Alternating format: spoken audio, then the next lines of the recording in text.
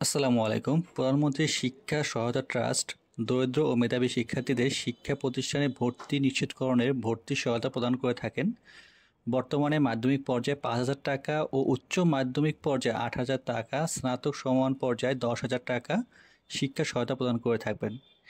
এই শিক্ষা সহায়তা পেতে আবেদন করে যে সকল জিনিসপত্র প্রয়োজন পড়বে সেগুলো হচ্ছে শিক্ষার্থীর ছবি, শিক্ষার্থীর স্বাক্ষর, শিক্ষার্থীর জন্ম নিবন্ধনের সনদ, অভিভাবকের জাতীয় পরিচয়পত্র, শিক্ষা প্রতিষ্ঠানের সুপারিশের থাকতে হবে। শিক্ষা প্রতিষ্ঠান যে প্রধান আছে তার কিন্তু সুপারিশপত্র এখানে প্রয়োজন পড়বে।